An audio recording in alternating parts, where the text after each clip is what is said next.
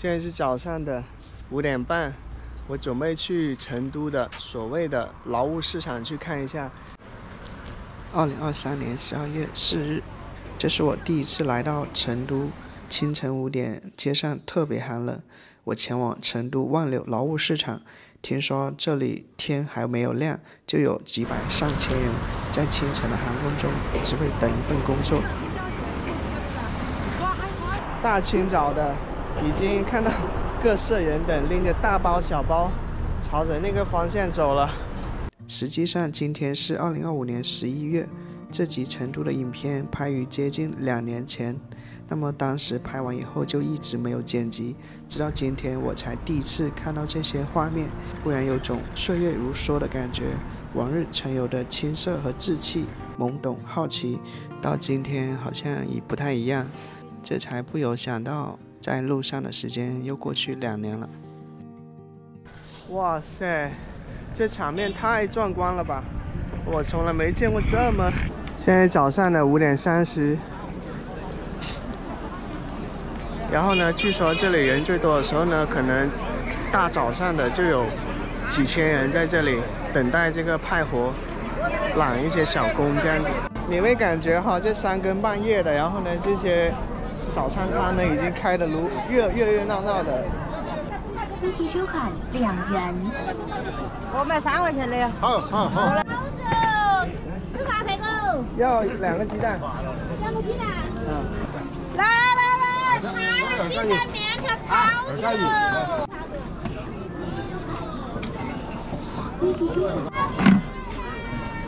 哎呀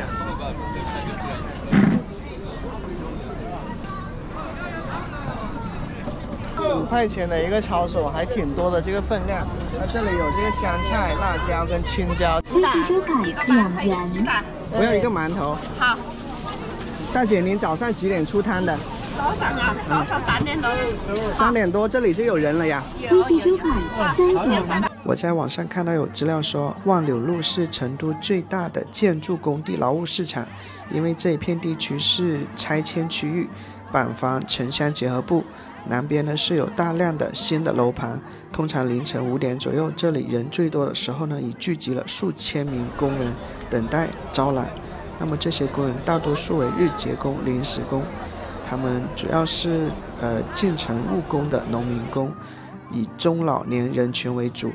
他們等待被工頭或者包工車招攬上車，去往工地幹活，當天結算，當天走人。那個饅頭，那個雞蛋，好有的。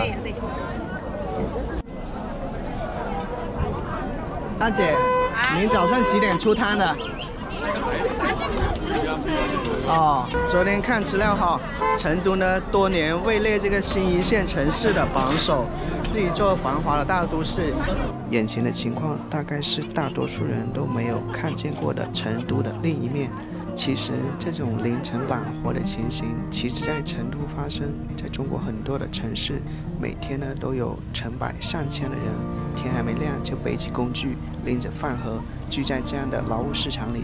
他們盼着這一天通過起個大早，能有一點點收入，哪怕這個收入是十分微薄的。他們有的人來自外省，有的人就住在這個勞務市場的附近。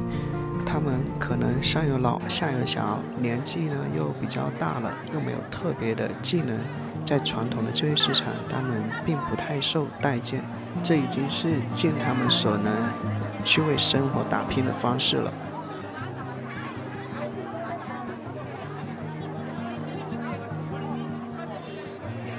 光是做這個早餐攤的生意的就有10多家。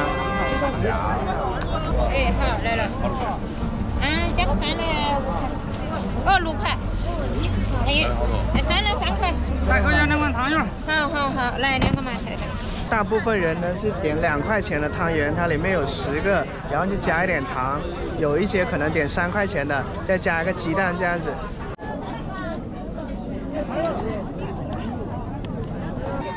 我真的覺得難以置信啊！這麼大一大碗，我的手。我拿着這一盆的話都感覺好重啊，才5塊錢，而且真的太實惠了吧！這麼多有10幾個，而且都是皮薄厚餡的一個這個叫抄手。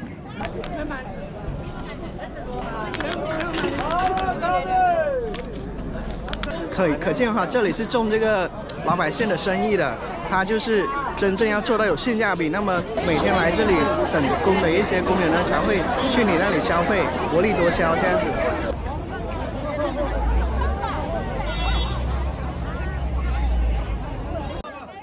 清晨的寒氣在開闊的大街上吹來吹去，我看到一個很像工頭的人，他走到街上來，人群就好像被點燃了一樣，瞬間圍了上去。在這裡，這樣的場景每天都在上演。對於他們來說，能搶到這一份工作，就意味着今天能有收入，能吃上飯。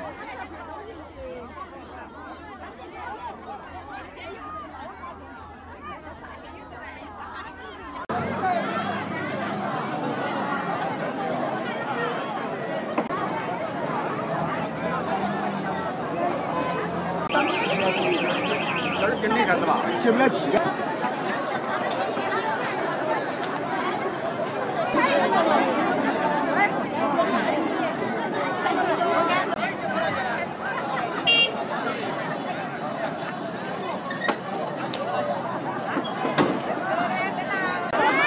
哎，路一下，这么多农民工没得活路的来着。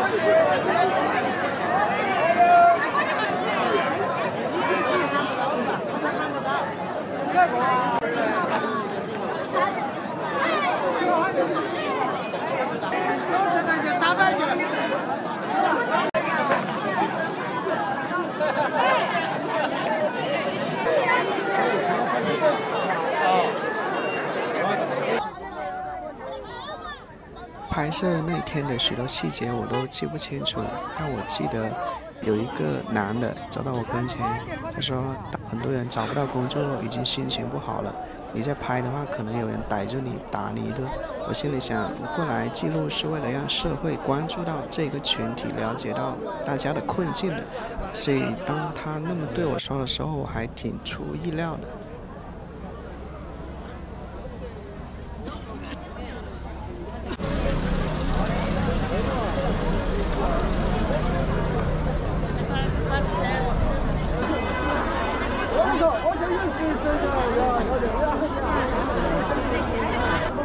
昨天晚上跟一個大哥聊了，他說現在冬季呢屬於淡季，人算少的，然後多的時候呢，旺季的時候呢，可能有幾千個人在這裡。他們的背包裡除了裝着常用的幹活的工具，還有今天凌晨30點起床準備的飯菜，帶到工地就是今天的午餐。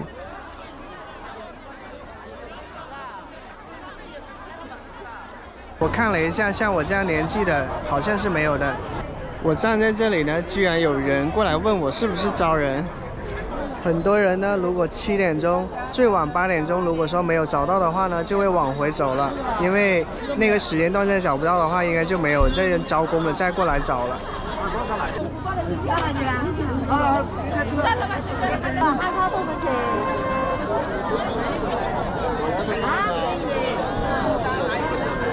一個月能有幾天工作？沒10個20天有時候。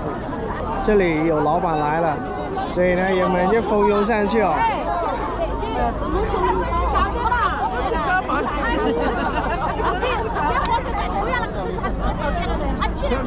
這是要幹嘛呢？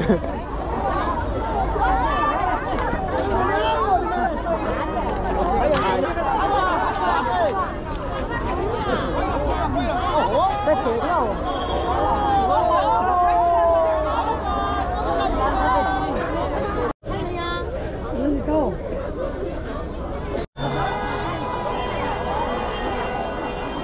如果看到一个老板的蹤影的話呢，這些工人呢是會跑着加速跑着上去追的。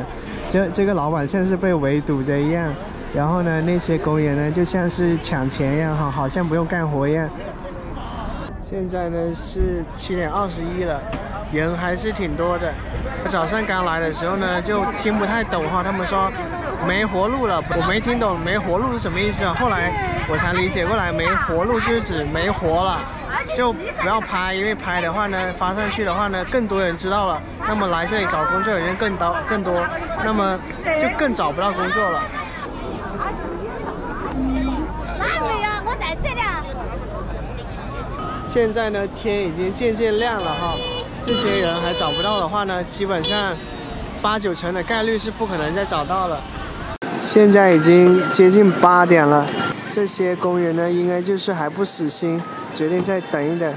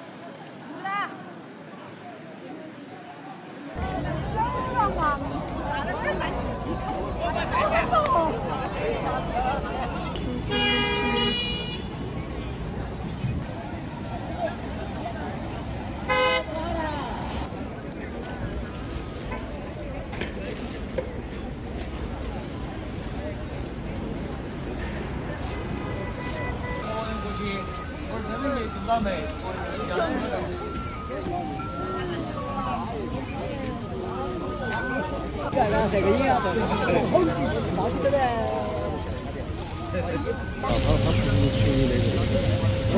今天20幾了，30了。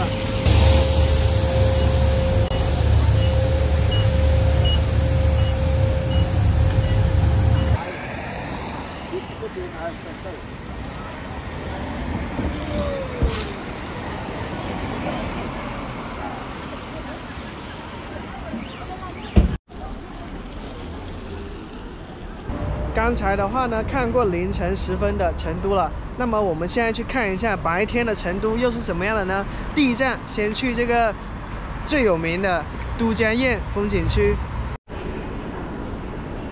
出發。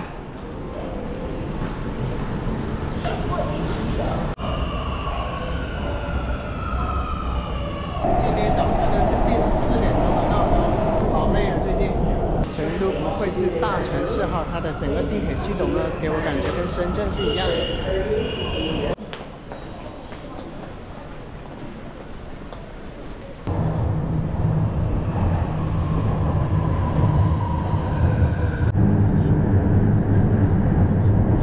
坐成都的地鐵2號線，到達終點站西浦站以後出站，然後從 A1 口出去就到了西浦高鐵站，再從西浦高鐵站呢坐高鐵去到這個都江堰那邊。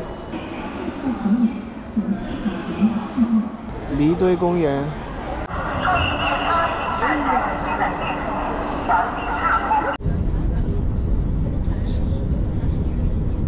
現在呢是到了離堆公園站出站以後呢就到了景區門口了。滔滔江水，好大的這個熊貓呀，特別萌哦，在自拍。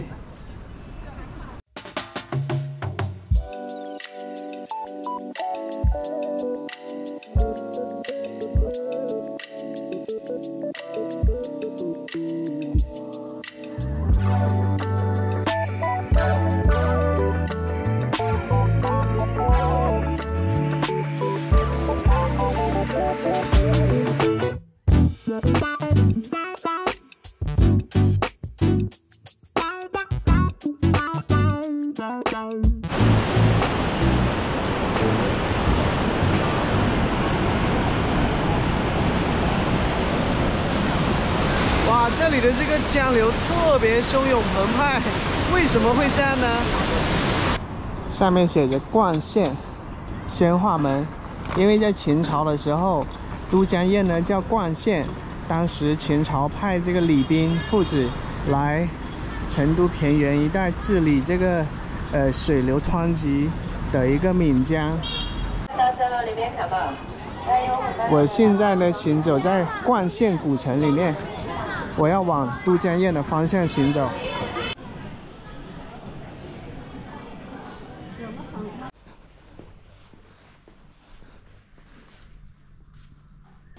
我現在沒有去景區售票門口哈，我是看地圖上往這個寶瓶口的方向行走。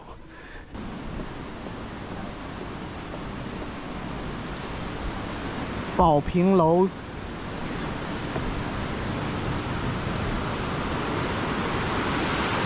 這裡呢就是非常著名的寶瓶口。都江堰水利工程呢是歷史最悠久的，并且呢至今还在沿用的这个超级水利工程哈。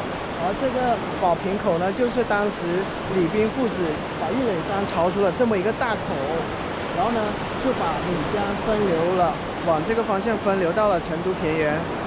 成都市入河牌口标志牌。宝瓶口的这个水流呢，往前流就流到了成都平原，这裡叫內江哈，而對面呢叫外江，外江呢是沿着原來的這個岷江河流河道去走的，而這個內江呢是因為李冰父子呢當時把這個玉壘山炸開了，然後呢就分流到這個方向了，就起到這個截流分流的一個作用。要把都江堰講明白，感覺需要挺大的篇幅的。在開始前，我們先記住眼前的這個缺口叫寶瓶口，它右邊的這座山叫玉壘山。都江堰地處青藏高原跟成都平原的過渡地帶，從高山到平原，那麼它的地形就急劇的變化。那麼這樣從青藏高原群山之中奔流而下的岷江呢，在這裡特別湍急洶湧澎湃，雨季時呢就把整個成都平原變成了一片的汪洋。與此同時，更棘手的問題是，衝出山口的岷江並沒有順直流入整個平原地帶，也就是它流得不均勻，因為它一面撞上了剛才說到的玉壘山，於是江水呢只能被迫向南流淌。這就造成了成都平原東旱西澇，一邊呢是洪水肆虐，一邊呢又乾旱成災，於是呢一場長達2000多年的治水運動就開始了，其中最著名的就是都江堰水利工程。我們首先看到眼前的這個堤壩叫金剛堤，它將岷江分為近西一側的外江和靠近玉壘山一側的內江。那麼堤壩的頂端名為魚嘴，魚嘴呢可以根據水流的流量按固定比例實現分流。在豐水期，岷江的水流量大，流經魚嘴的江水有60%的水量進入外江，40%進入內江；而枯水期呢則恰恰相反，這便是4/6分水。在金剛堤的末端有一段名曰飛沙堰的低矮堰體，僅比河床高約2米。那麼當洪水來臨時，內江水位迅速抬升，高過堰體的水流並會溢出至外江。與此同時，內江中的沙石也會在河流彎道環流的作用下，沿着堰體排泄出去，故得名飛沙堰。到了工程的第3部分，則是一道位於玉壘山山脊上的缺口。內江水經此缺口流向廣袤的成都平原，就這樣魚嘴、飛沙堰、寶瓶口，外加其他輔助設施，並組成了這座宏偉的超級工程都江堰。在2000多年前，李冰父子修建的這一座都江堰，可以說打開了成都平原的水龍頭。那麼有了水源的灌溉，成都平原從一片旱澇頻發的土地，變成了一個擁有良田萬頃的沃野，成就了成都天府之國的美譽，也使成都平原崛起為西南大地上的經濟中心之一。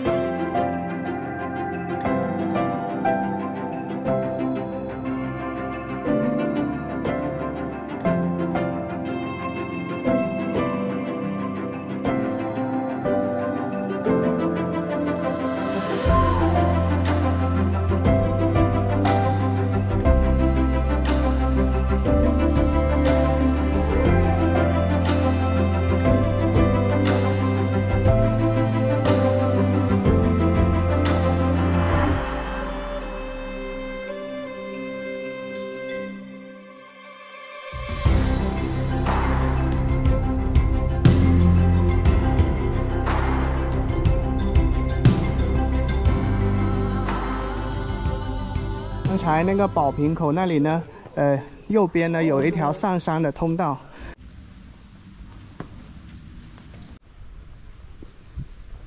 這裡呢上去就有一個樓閣，在樓閣上應該能遠眺都江堰。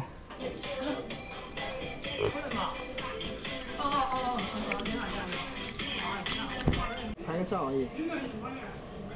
拍照啊？我以為你要吃啊。這個脆骨10塊錢一串的，整條街的很多，看來是這邊的一個特色小吃哈，熱騰騰的。是預定的嗎？沒有的。還可以搭配一點那個蔥花或者是香菜會更香。南橋。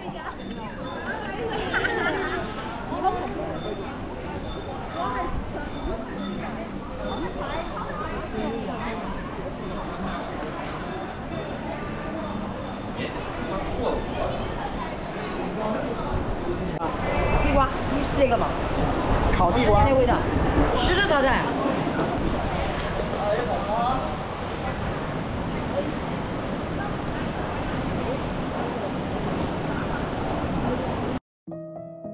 前面說到都江堰成就了成都平原天府之國的美譽，使成都平原成為了擁有萬頃良田的一個寶地。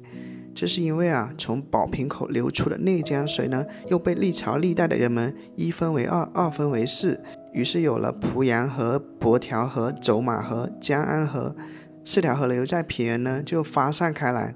後來又由干區細分為更多更小的河道和水渠，它們流過田野，穿過城鎮，縱橫交錯，密如蛛網，共同組成了一個龐大的放射狀灌溉系統。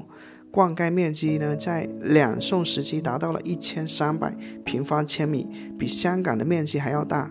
所以說，都江堰是名副其實的超級工程。它不僅化解了洪水猛獸，甚至還將水害變為灌溉之力，更是孕育了這個下游的一個超級大都市成都。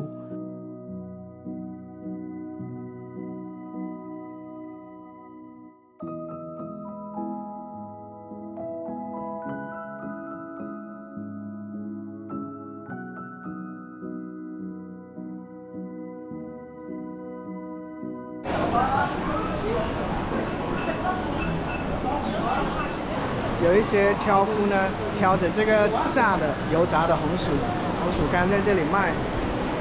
從南橋出來，這裡一個廣場呢，就是售票口那個地方。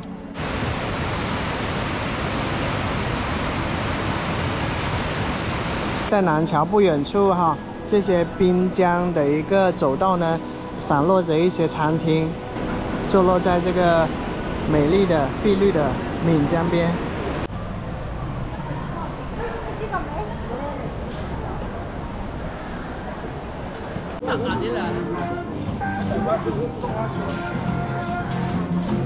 很招享是吧？啊，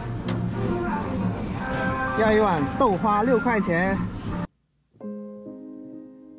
要加白糖，它也可以加一些什麼麻辣的、辣椒的，或者是豆豉的、醬油的。這是哪兒的嘛？廣西風。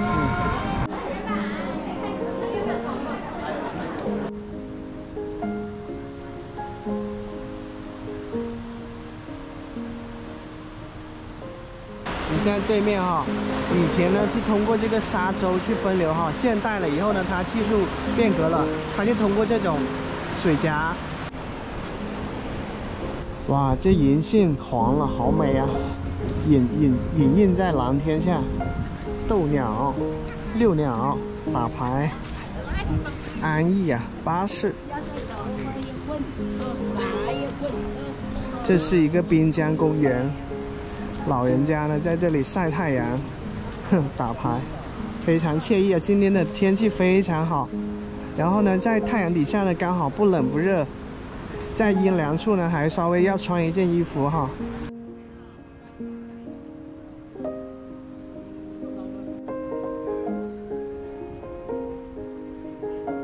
我現在呢大概在這個地方哈，然後呢我往前走的話呢，它這裡非常狹窄。仰天窩魚嘴。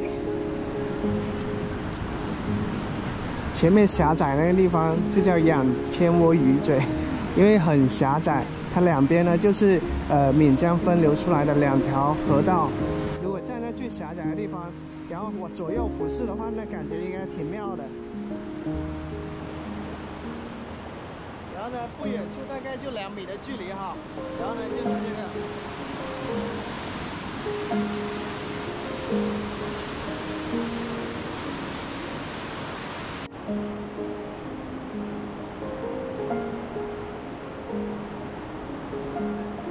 巨大的这個水閘，都江堰的創建使水害災害頻繁的川溪，旱則引水浸潤，雨則堵塞水門。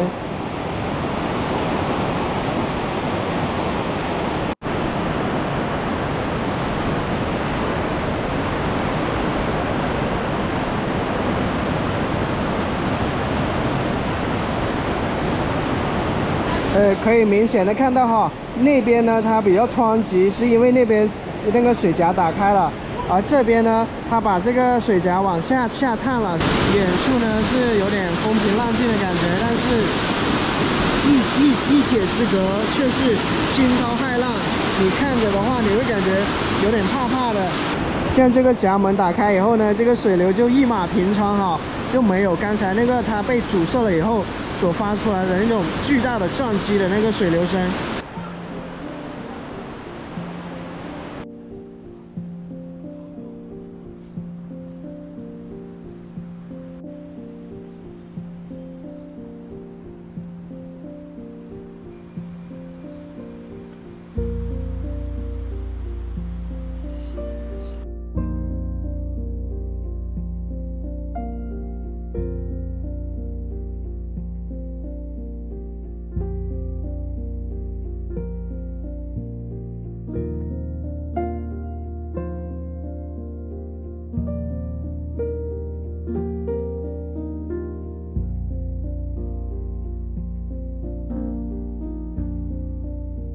成都可以說是我國西南地區最大、最發達、最繁華的大都市了。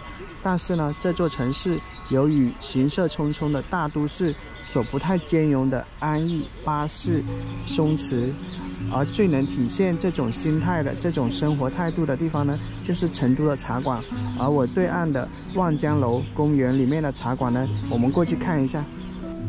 公園裡有很多這個高大的竹子，所以呢不難理解成都的很多茶館哈，它給人的印象，他們裡面的桌椅呢都是用竹子做的。這個望江樓公園呢，聽說是成都最漂亮的公園。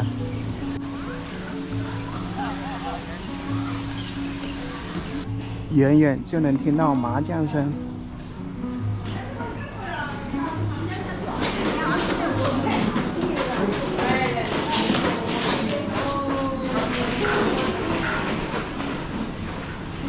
這就是成都的茶文化、麻將文化，體現了成都安逸巴適的一面。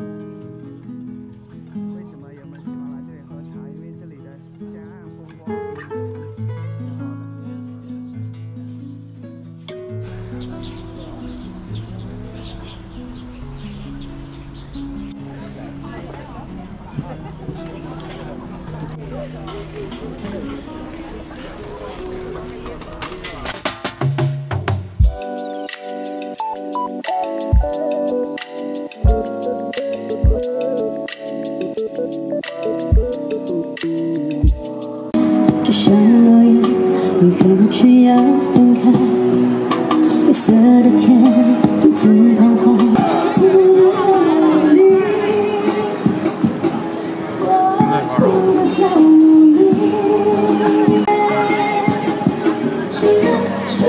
讓我不再苦苦奢求你成熟的煩惱。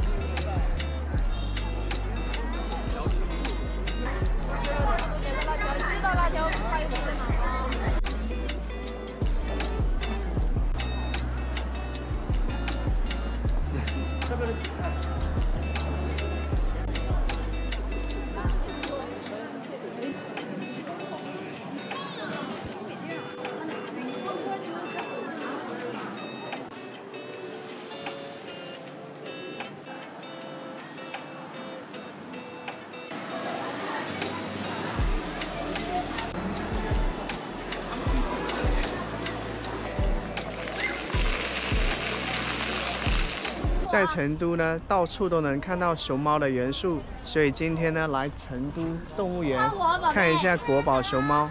自助購票，票價相當的接地氣，20塊錢。現在是12月初，成都的溫度是13攝氏度。這個動物園特別受家長和小朋友的喜歡哈，很多遊客呢都是家長跟小朋友。這邊的成都的小朋友太幸福了，看熊貓從小看到大。中國珍稀動物分布示意圖可以看到，成都分布的珍稀動物呢有大熊貓、短尾猴、金絲猴、黑颈鶴、鴛鴦。長那麼大了，好多動物沒看過，熊貓肯定沒看過。這隻好大的熊貓在睡覺。以上是本集影片的全部內容，很開心你能看到這裡。這是阿樹於2年前拍攝的影片，今天看來雖然略顯青澀，但探索世界的熱情卻是最濃厚的。就像人生不同的階段各有高低起伏，無論好與不好，出色或黯淡，我都願意接受它的全部，因為每一次的經歷都是我生命的一部分。如果你喜歡我的影片，請幫忙點讚訂閱我的頻道哦，這對我是很大的支持。感謝收看，我是阿樹，我們下期見。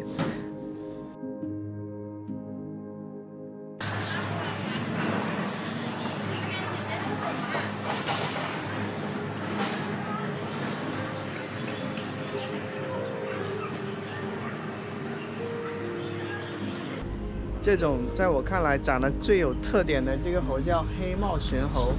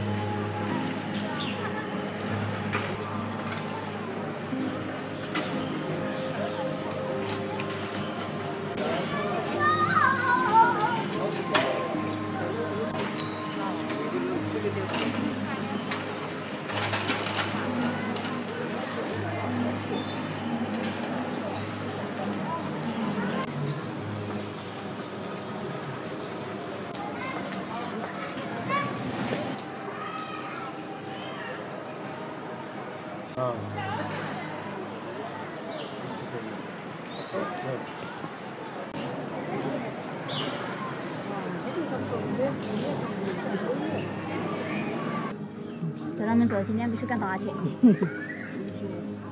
有得做。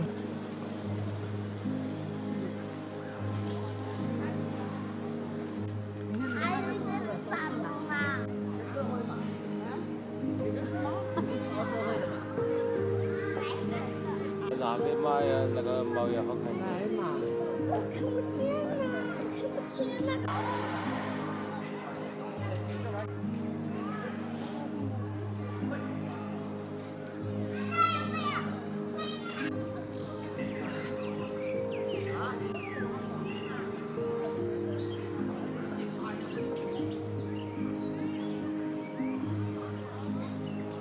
大腳牛。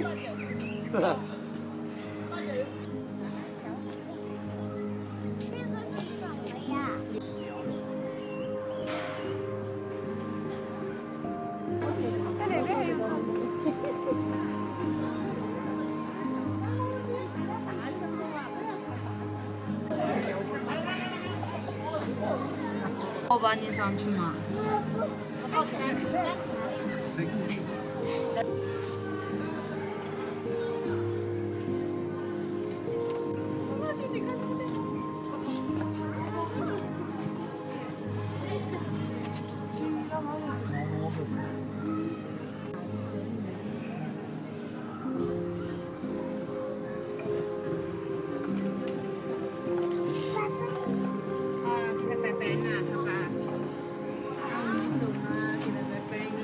我们去看大象。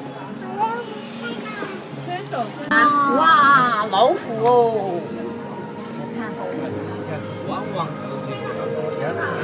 哇，老虎！哇，你看老虎！哇！